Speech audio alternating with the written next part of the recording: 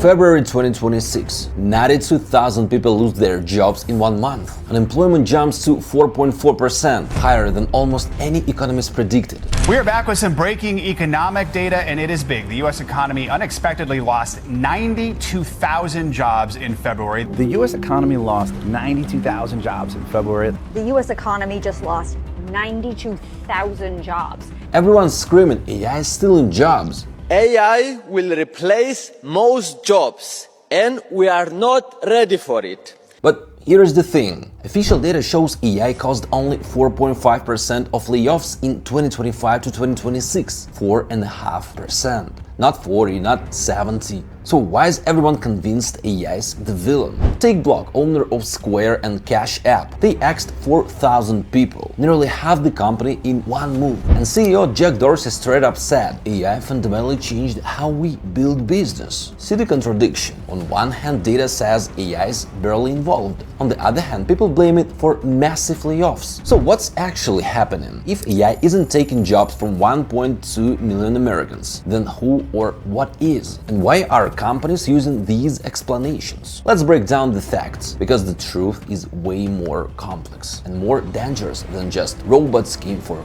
your job.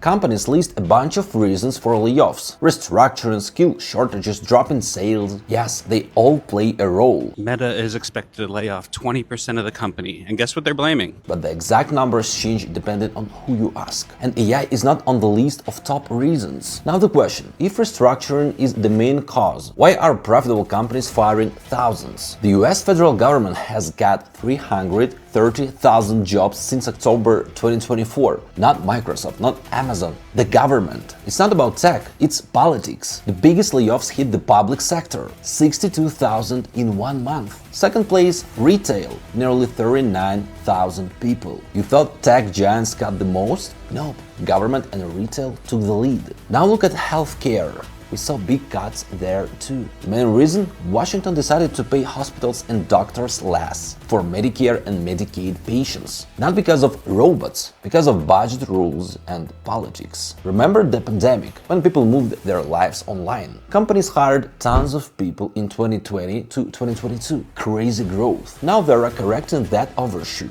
Analysts call it pandemic overstaffing. So, we have at least 5 reasons. They're tangled: restructuring, skill gaps, sales drops, politics, pandemic hiring correction. That brings us to the key question. Who benefits from you believing the AI threat? Let me show you how that deception actually works.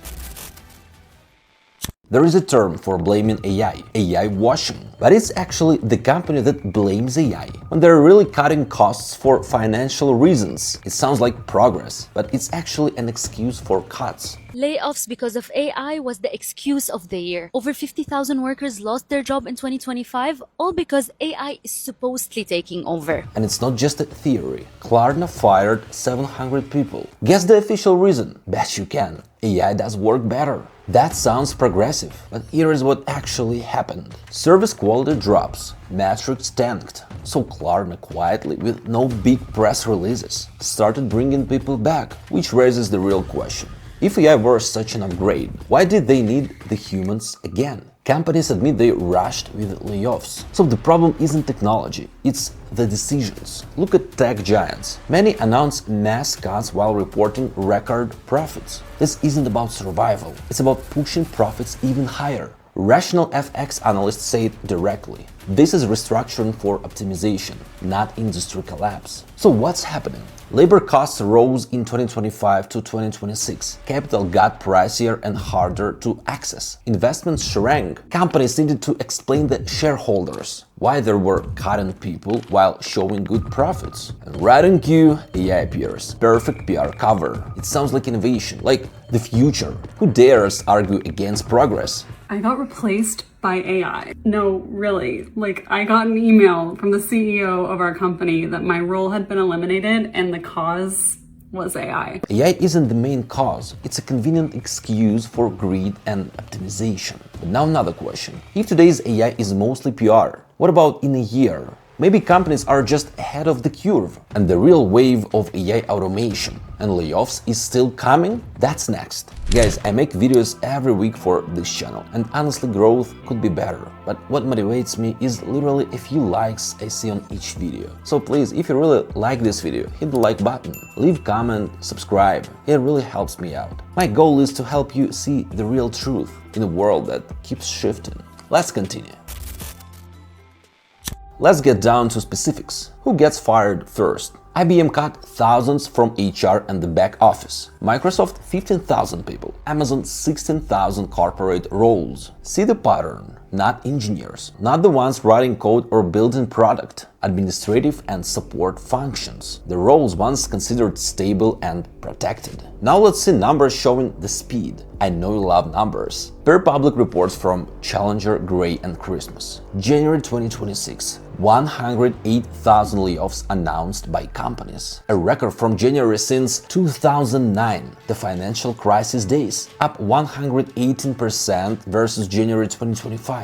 Hiring plans dropped 13%. January 2026, only a little more than 5,000 hires on the books. The lowest January in more than a decade. This isn't just a layoff wave, it's a hiring freeze. The share of companies with layoffs grew from 10% in 2023 to 25% in 2026, 2.5 times in 2 years. Layoffs are becoming the norm, not the exception. So what about AI from the previous chapter? Yes, it'll be a factor, but not now. Right now, they're mass-cutting administrative and support roles, regardless of automation. Most layoff decisions were made back in late 2025. Expert Andy Challenger says directly. This signals low business confidence for 2026. Companies prepared early for the worst. Here's the question worrying millions now. If the wave's accelerating, what should those still working do? How do you know if you'll be in the next wave? Can you even protect yourself when layoffs become standard practice? I'll show you what's happening inside companies and which signals you can ignore.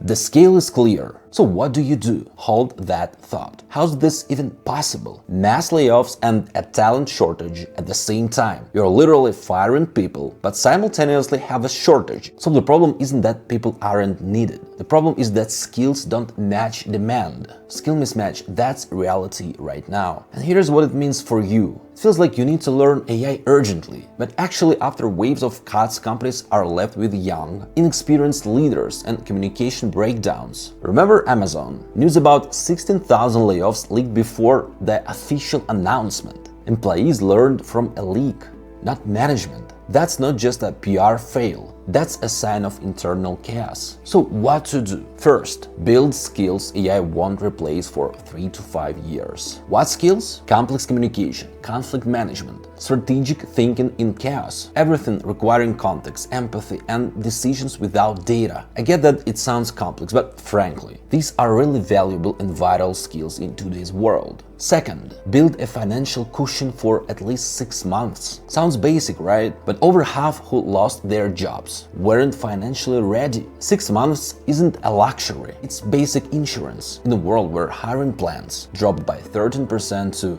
2009 lows. Third, track layoffs in your industry, not as paranoia, but as an early warning system. If companies around you start mass firing, that's a signal to move before the wave. Your protection has 3 elements: skills, cushion, and tracking system. They give you time and room to maneuver. While most panic or wait for things to settle, there is a window for those moving fast. Demand for right skill exists, but preparation doesn't. If you start now, while the market's in chaos, you'll be one step ahead of those just waiting it out.